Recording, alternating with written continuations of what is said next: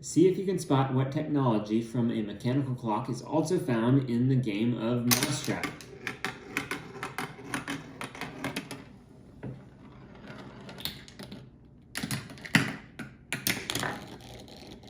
Did you spot it? It's right here. You notice this basket didn't just fall, but it fell slowly. That's very interesting. And it's because of what we call in a clock an escapement. Now this escapement looks very different than what's in a clock. Let me explain the idea of an escapement. You have energy that's stored, and that energy is used to run the hands on the clock, to make the hands turn. And that energy needs to escape at a slow rate. And it can only escape if it goes through the escapement. We'll get to that in just a second. But why do we care? On a clock, what matters and what we really care about is getting that minute hand to turn, so it does 1 revolution each hour, and that hour hand does 1 revolution every 12 hours. And so we got to make sure that's happening. If that's not happening, it's not a clock, and at least it's not a very useful one. And so how we get those hands to turn at the appropriate speed really all comes down to the escapement.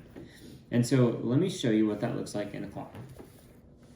So this is called the verge, sometimes called the anchor if it's in this style, and it's attached to the pendulum. So every time the pendulum swings, this thing goes back and forth as well. This is called the escape wheel. This is where the energy is going to escape from. Now, we would have other gears meshing with this one that are transmitting the energy from the stored energy up to here.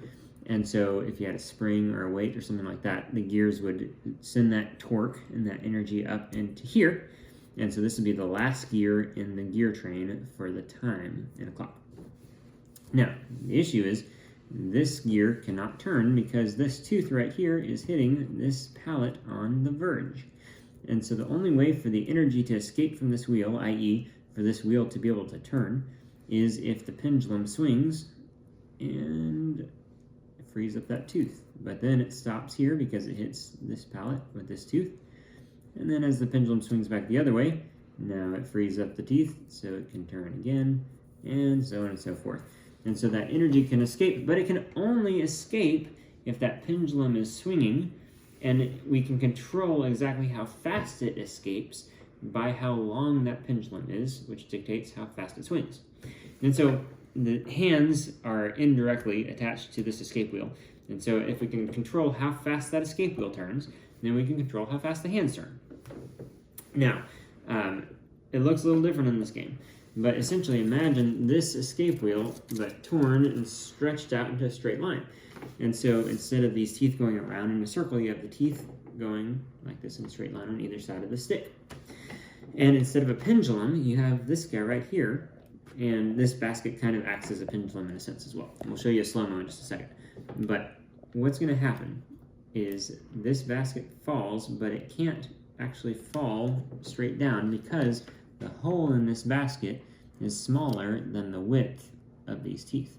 So the only way for this basket to go over the tooth is for something to move, either the stick or the basket or both.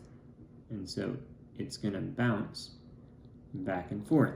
And so what ends up happening is this stick right here acts like a pendulum. And how fast this stick moves and how fast this basket's able to jiggle determines how fast the basket falls. So take a look at the slow-mo and you'll get to see that.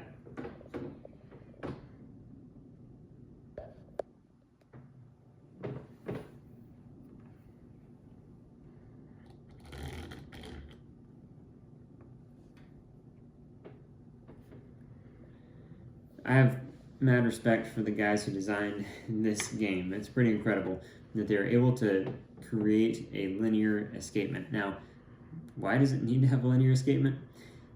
Because engineers like to do cool things, whether it needs to happen or not. But I think it's cool, and I'm glad they did it. I have so much respect, and I hope you do as well. If you haven't played the game Mousetrap lately, grab a game and enjoy it. Have fun. But big principle to learn from this is one, how escapements work, but two, keep your eyes open because there's clocks all over the place, but there's also the concepts used in clocks, the technology in clocks all over the place. And sometimes you might even find it in something like the game of Mousetrap.